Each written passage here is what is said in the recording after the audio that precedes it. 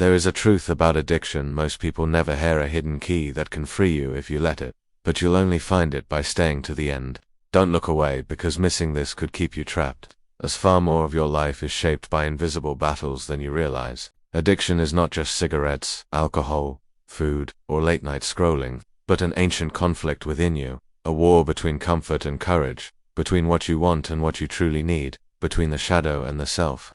Carl Jung saw addiction, not as weakness but as a symptom, a message from the soul, noting that people will do nearly anything to avoid meeting themselves.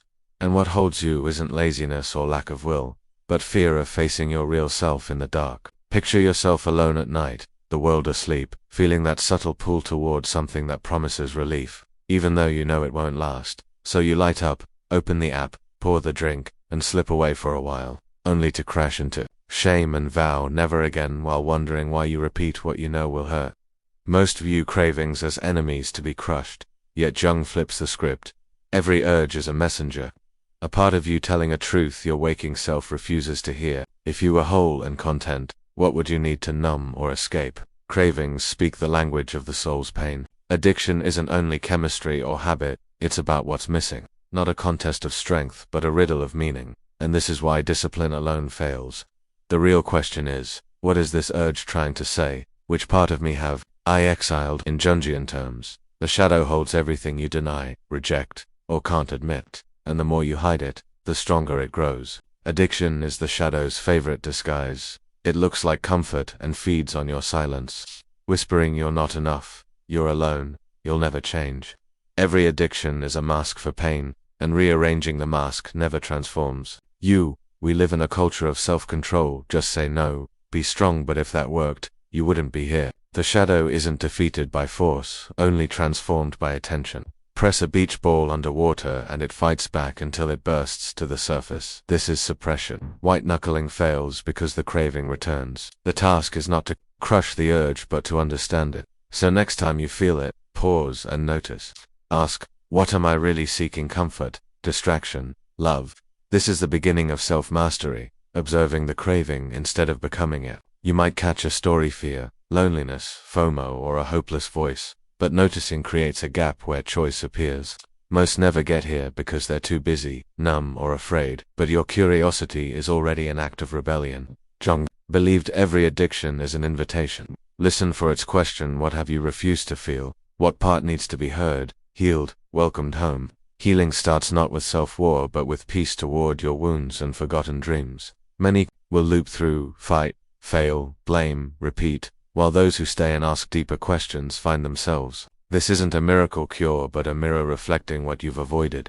And if you can face it even briefly, a new story can begin. So keep going as we dive into Jung's method and a final truth that can change everything. Don't let the shadow win by clicking away. The breakthrough is close.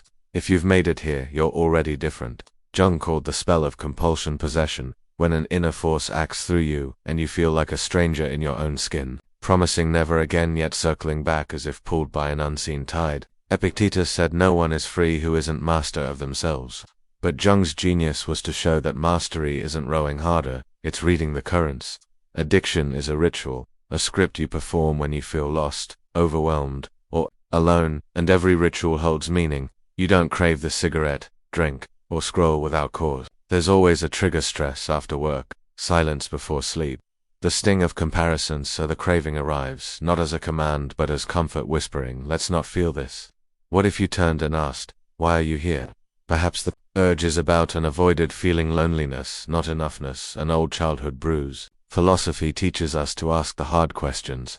Psychology trains us to sit with the discomfort until it reveals the truth. Willpower alone is finite. The well runs dry when you're tired, stressed, or flooded, and the old pattern returns. The unconscious is a vast ocean, and conscious will a small boat. If you only row harder, you drift, but if you learn to read the waves, you navigate with less strain. Real skill is seeing patterns without judgment, treating cravings as information about what's missing and what you truly want. Jung believed in the alchemy of naming. What you can name, you can begin to tame. Say, this is anxiety, this is loneliness, this is the part of me seeking soothing. The act of naming pulls the urge into the light and softens its grip. When you can say, I know why you're here, you change the plot. The aim isn't to destroy the craving, but to integrate the lost part that cries through it. The most terrifying task is to accept oneself, and welcoming the craving as the voice of a wounded part is how real repair begins. Start with honesty. Don't distract or berate yourself. Ask, what am I avoiding? What pain won't I feel? What hope did I abandon? Fear, sadness, anger may arise. Stay. Each time you face your shadow, you reclaim power. Freedom is not instant, but each moment of awareness loosens the chain.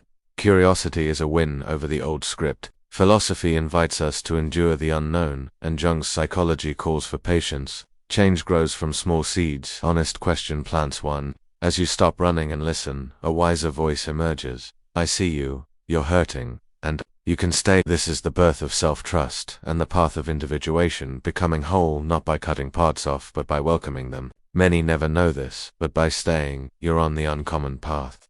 Freedom is a process measured in countless small acts of courage, turning toward pain rather than away.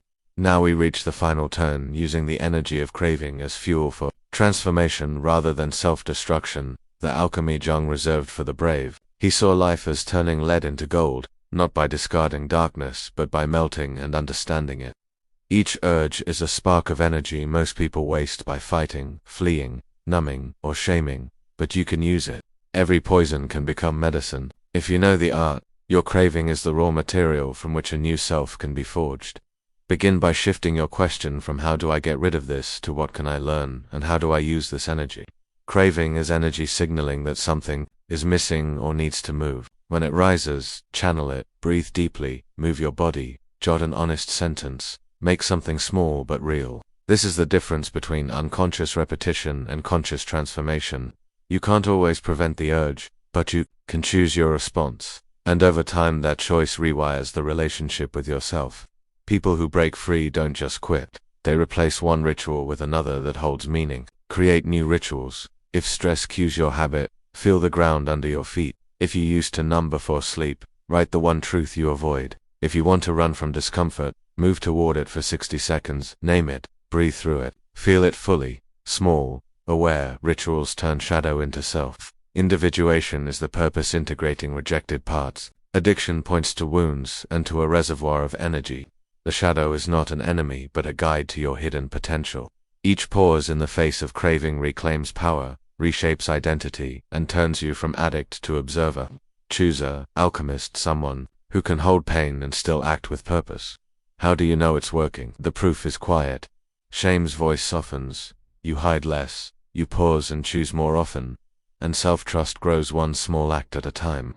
Real change isn't counted only in streaks, but in the daily willingness to show up honestly. The hidden reward is a new relationship with yourself. You discover you're stronger, wiser, and more capable of holding discomfort than you thought, shifting from broken to brave. As Jung said, you are not what happened to you, but what you choose to become. Here's the last challenge. Whenever the urge returns, treat it like a bell and check in with your deepest need: connection, truth, meaning, restand. Give yourself one small, honest dose of it. Each time you do, you weaken the old pattern and strengthen the new. Addiction insists you're stuck, but that's the lie. The truth is you're changing daily, and each moment of awareness is a victory. Perfection isn't required, only continued presence. If you made it here, you're doing the work most avoid. Hold that close, because freedom has been waiting just beneath the shadow, inside the craving, and beyond the fear. And once you've seen this, you won't let addiction win again.